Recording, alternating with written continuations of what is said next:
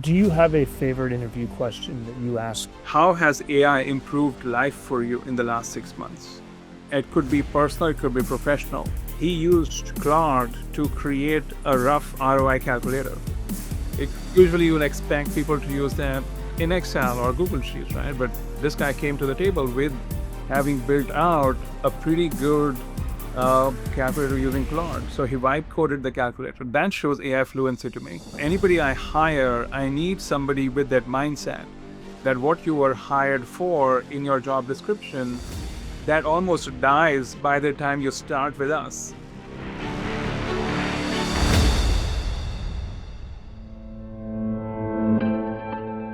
Welcome to Whispered Hiring, the podcast where we talk with senior leaders about how they find, vet, attract, and grow go-to-market talent. I'm Andy Mowat, founder of Whispered.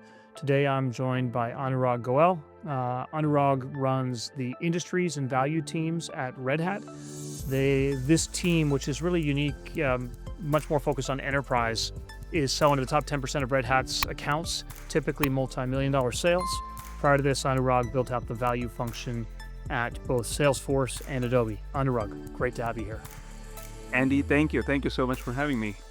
Yeah, no, I'm really excited to dive into this, both about just how do you hire generally, but also this function that I think very few people have ever interacted with in their careers, but as more and more AI companies are selling bigger and bigger deals, it's becoming more critical. So maybe before we kick it off, could you just give a quick overview of the functions that you've built at Salesforce, Adobe, and now at Red Hat? Absolutely happy to. So my journey goes back to times at SAP, actually. So SAP and Oracle were one of the first few companies who realized the fact that when you're trying to sell complex B2B software, in addition to going out and selling with demos for product features, there's a different way of selling, which is the consultative selling approach, or what became the value selling approach.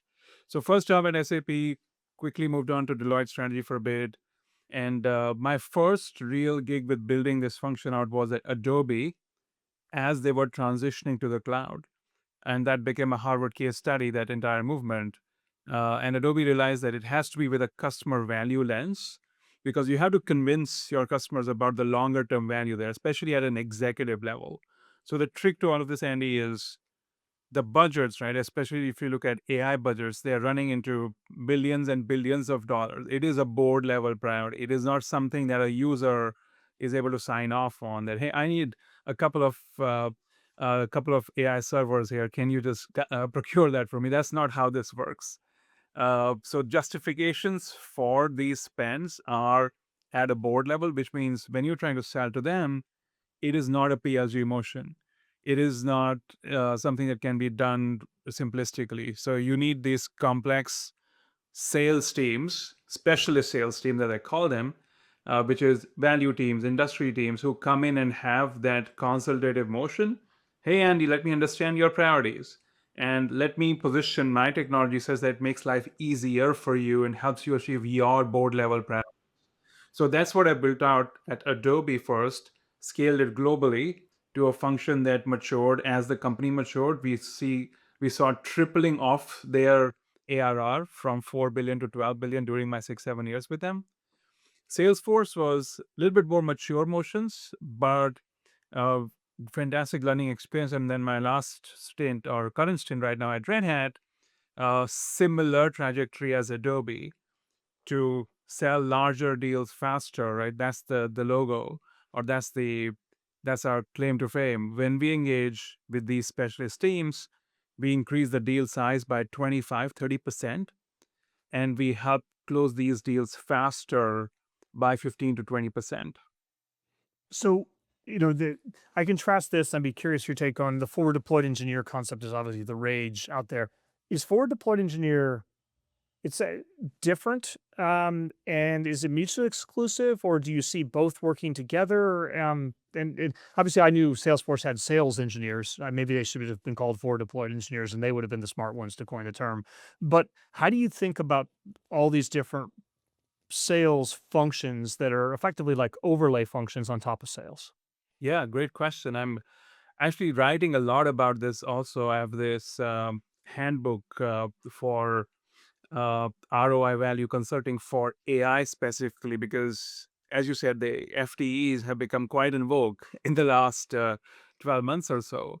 So I believe it's a fantastic addition to this complex sales cycle when you consider AI, right? So again, the beauty with AI is the buyers, if you put yourself in the buyer's shoes, they're looking for AI that is not just customized after the sale.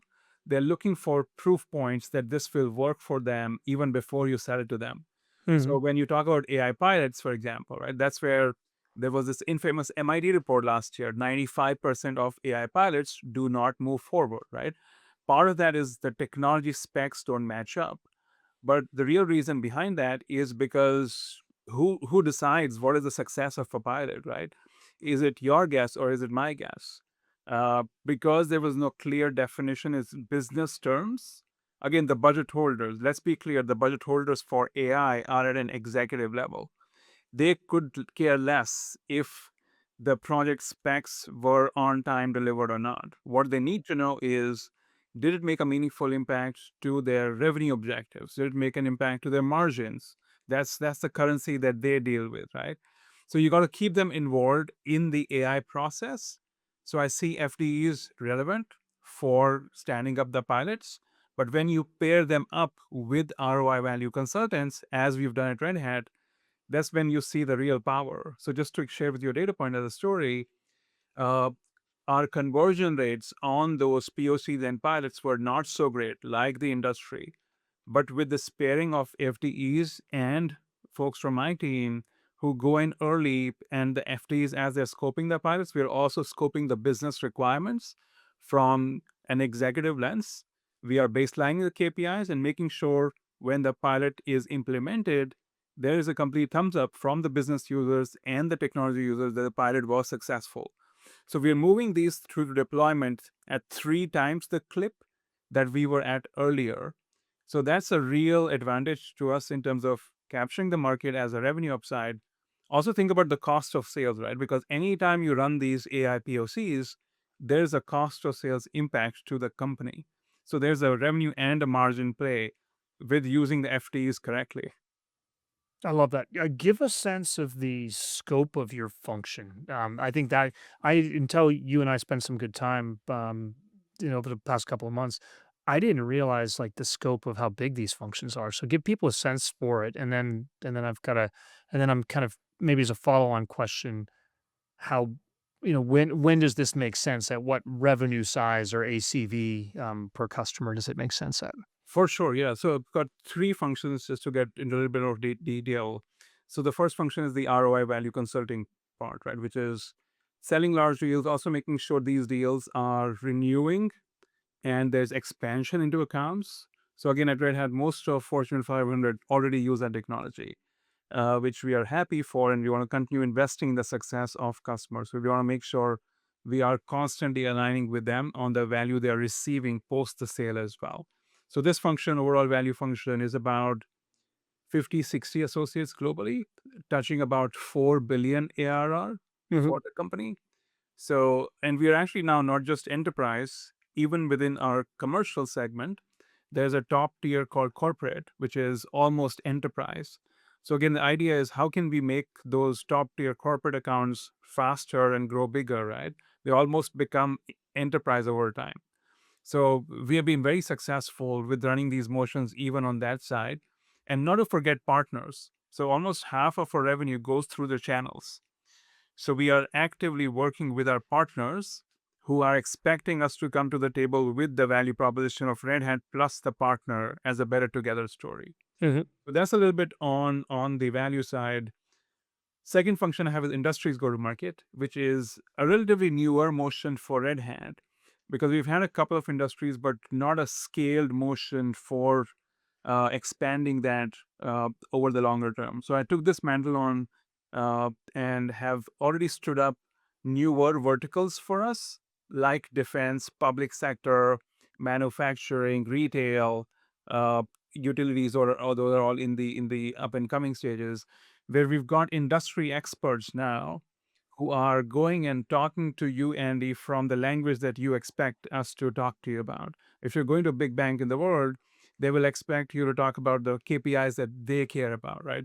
So that's a synergy between my value function and the industry's function. Going back to AI and working with FDEs, those AI use cases and pilots need to be specific to the vertical domain, right?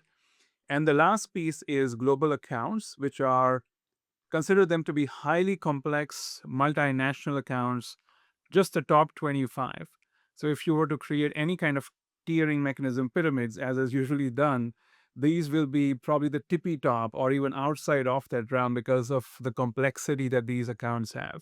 So I have a shared P&L on those 25 accounts, where we bring the best of Red Hat to create magical customer experiences. So we continue to supersize and get extraordinary growth from these accounts who are on trajectory to give us $1 billion worth of ARR. So that's a little bit about my three functions. That's amazing. Maybe you've obviously built out a fairly sizable function and it's powerful. What what are the profiles of the people that you're looking for both the industries and the value consulting and like how have your thinking on that evolved as you've gone? Yeah, great question. It's been interesting and continue to learn and look for some of the finer nuances right on the profiles. So when I look at the value profile, it's kind of a mix of almost three dimensions that you will find in a standard role in a given company. So one is that of a management consultant. Why that's important is because, again, you got to connect with executive buyers. So you got to be really good at your executive presence, listening skills. You expect a management consultant to have that. Number two is that of somebody who's good with the financial numbers and storytelling, because a lot of this again is obfuscating the complexities of technology into something that is fitting the executive narrative, right? So you are simplify, dumb down the technology to okay, what matters for you, Andy, as an executive, right? So there is a little bit of that in the art more so, but a little bit of financial modeling is required in this as well, because you got to show numbers and projections and the ROI and the business case, because one of the personas that you're selling to also is the CFO. And there is statistics around the scrutiny from CFOs on AI deals has gone up 3x, 4x, right? I'm myself running into a lot of CFO conversations trying to sell AI because they care a lot about where the investments are going and they're trying to prioritize ROI. So we got to speak their language. And then the third piece is having a good sense of the B2B software sales cycles, AI particularly, right? And cloud. So you got to, again, I don't expect you to code, good to have AI coding skills in today's day and age, but even if you don't, you need to have an appreciation for the functionalities of technology. So it's a mix of those profiles that required for a typical value role. uh, some of the softer skills go along with it as well, which are really important, but I'll not go into those details. But these are usually what we look for. On the industry side, uh, again, knowing the vertical, right? Super important. You got to go deep on an industry. Usually comes with having spent time working that industry. And what that also gives people that I would hire for is a Rolodex of the contacts, relationships that they build in that industry vertical, because really the role for them is to bring trust, to bring that thought advisory to our sales cycles. So that's the kind of profile we're looking for. Now it's again, both of these need to be builders first. That's the critical thing, is we gotta have that sense of being a builder versus a talker, right? I need doers on the team. And we can talk more about how do you look for that in an interview process. Always a challenge at times, but the common thing across these is having that builder first mindset. I like that. Are you there's the we ran nothing compared to what you've built, but at Box we had this thing called Box Consulting that was think of it like a $50 million professional services team that we would put on our accounts, and they were a combination of both the forward deployed engineers plus a little bit of what you're talking about at a very junior level. But we would grow a lot of those people from within. How much of what you're doing is growing this talent from within Red Hat or IBM versus hiring it externally? Yeah, fantastic question. So let me share with you a story of when I started this role about 6 years ago. So I was the first hire, ground floor, nothing exists. So to build that from 0 to 1, it's been a fantastic journey. Now, to do that early on, I wanted to have a little bit of a diversity in the skill sets that I'm hiring into the team early on. So, especially on the value side, I shared with you the three profiles. So, my first hire actually was somebody who had done value work at Cisco in the past. So I hired this person to be my kind of uh, second in command. So we ride this all together. But I needed somebody who's done this before, so I don't have to teach the fundamentals of value. But guess who my third hire was? I hired somebody who had been a sales executive, a sales rep at Red Hat for a number of years because I wanted internal knowledge, right? I wanted to know the company. And again, Red Hat contextually, you need to be well known in terms of the impact that you drive as a function, more so in the trenches. It's not a top down only mandate. You need both bottoms up and top down for any big change. So this change, right, that we've put Red Hat on is changing the go to market from, hey, the product sells for itself to now you need to have a more complex go to market. It's been a massive transformation. You cannot do that just top down. And this goes with our open source legacy also, right? Red Hat is all about open source and the best ideas win. So that's the other piece, right? Is diversity of profiles was really relevant for us early on. And then I went out and hired a customer, so somebody who's always buying technology and looking at procurement from that lens, right? So I wanted to get internal feedback on, hey, if you're creating a proposal or a business case, is this going to land or not when we take it to market?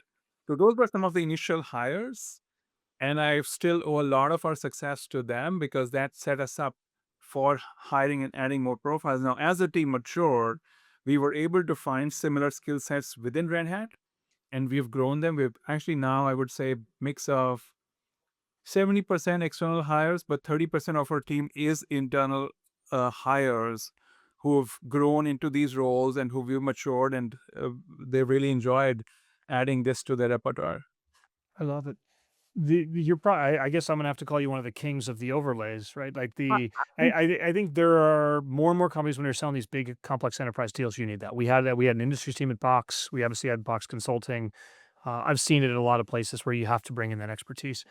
Y- Maybe not on the hiring vein, but you must get the question all the time, like, how do you make the ROI for your own ROI function? And so, like, how do you answer that question when people are like, "Hey, I could just have a single executive do this," because I think that's a really interesting question. Yes, for sure. Get that a lot.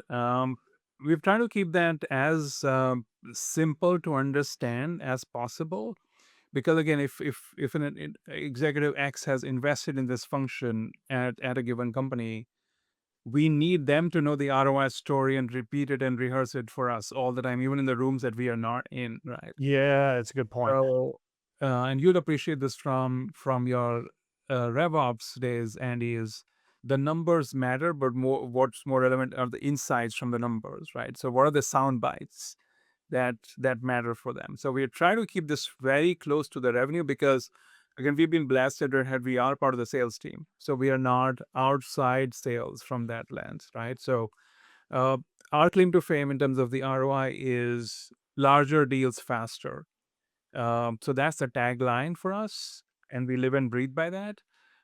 So even if you're engaging from an industries lens or a value lens, or if you're part of the global accounts methodology that we have, are we closing larger deals than would have happened without us being engaged, and are we closing them faster?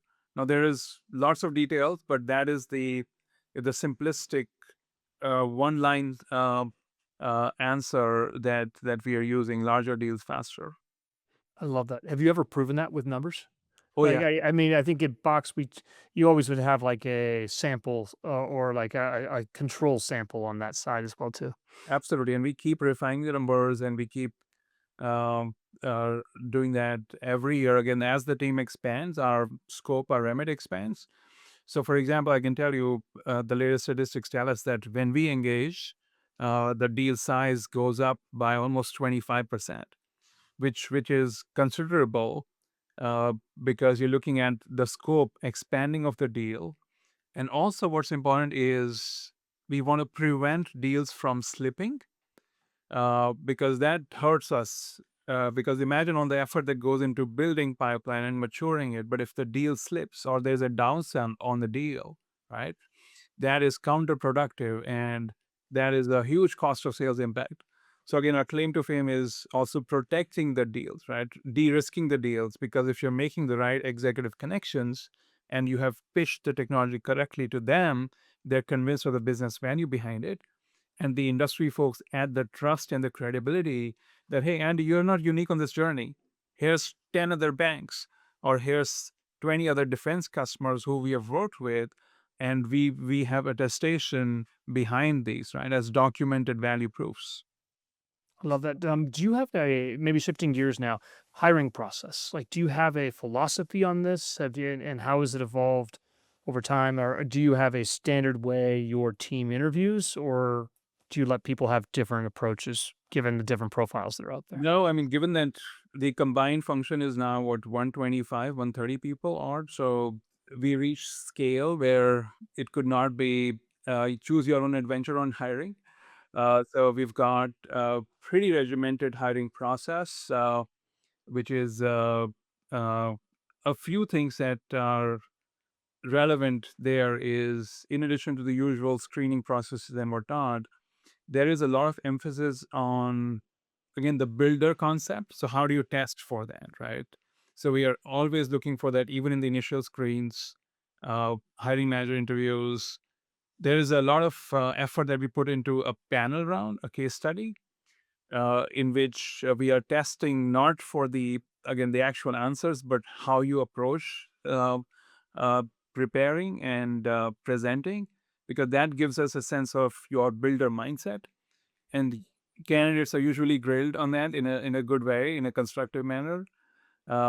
Also, what's new for us in the hiring process is trying to test for AI fluency, Hmm. because with all these roles that are described, there is a lot of internal AI adoption as well that I'm driving, and we need people coming in with that fluency, so we are not having to nudge them towards using more AI. So that's something that we have added to the hiring process just in the last year or so. How do you test for AI fluency on rug?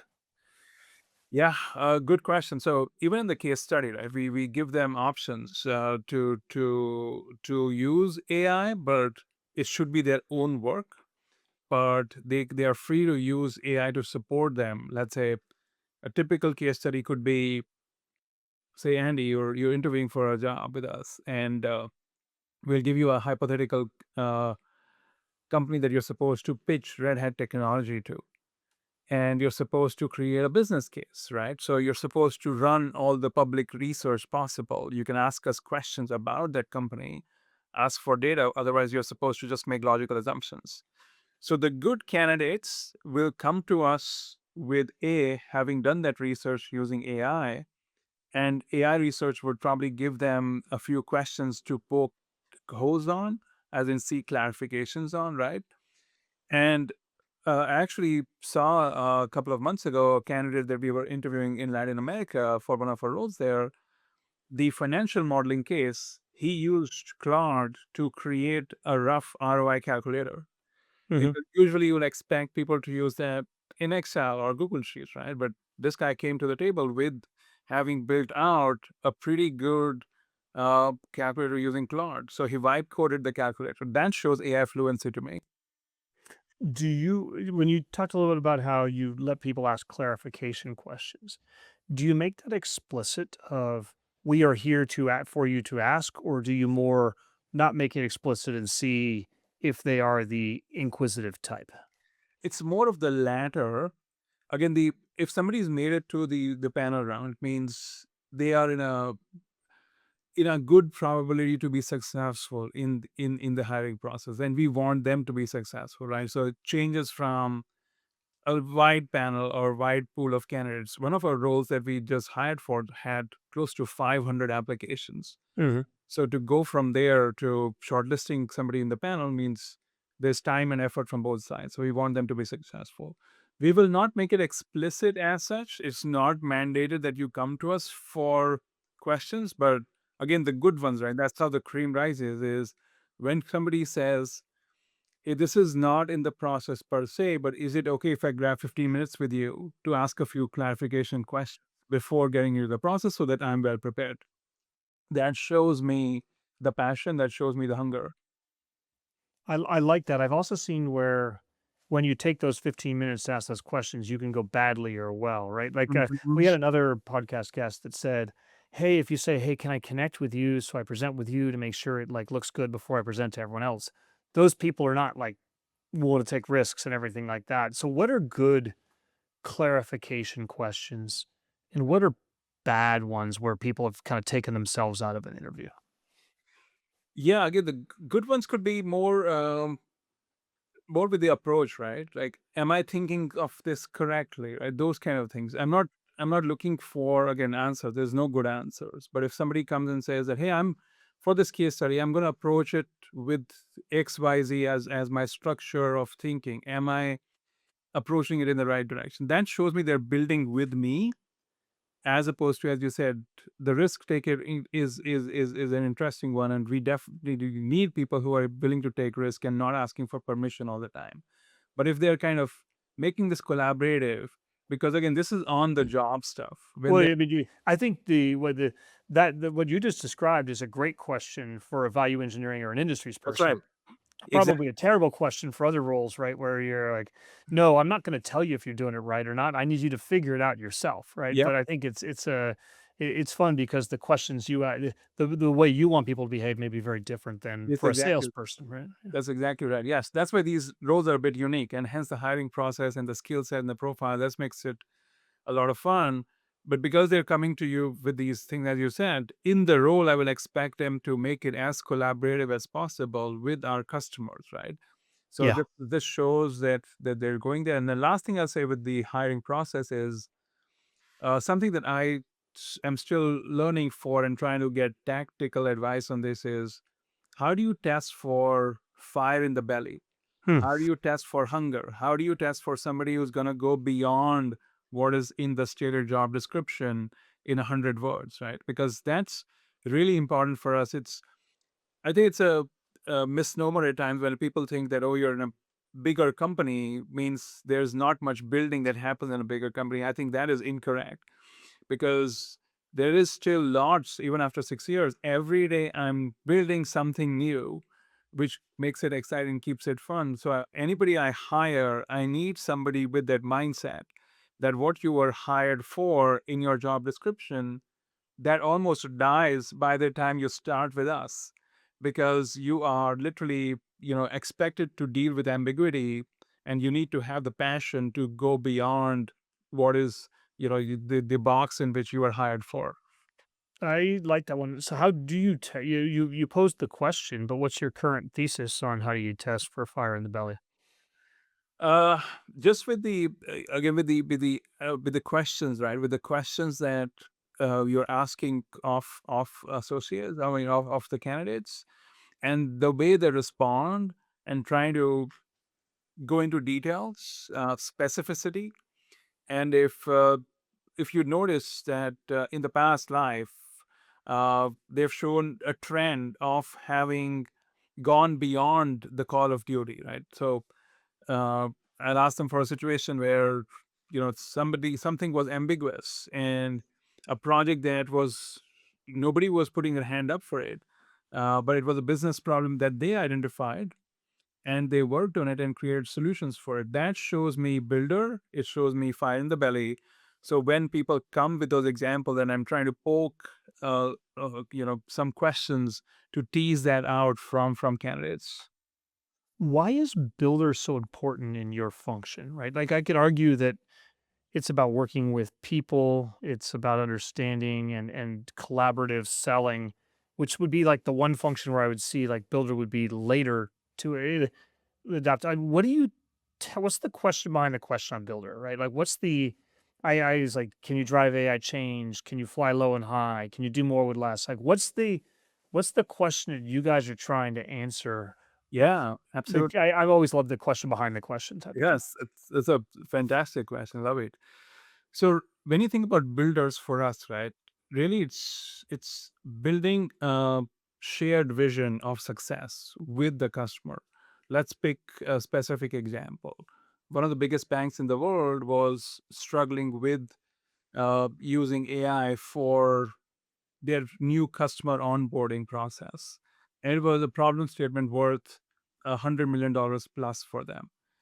So for changing that problem for them, right? I mean, attacking that problem, if we don't have a vision match with them, that hey, Red Hat can actually eradicate that $100 million problem for you, and let's work on this vision together, then that's a fail, right? They're not going to buy from us.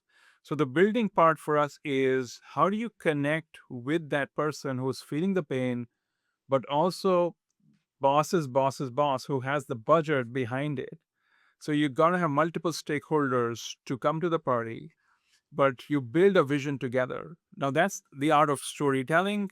Back it up with numbers, make sure they understand there's industry depth behind it.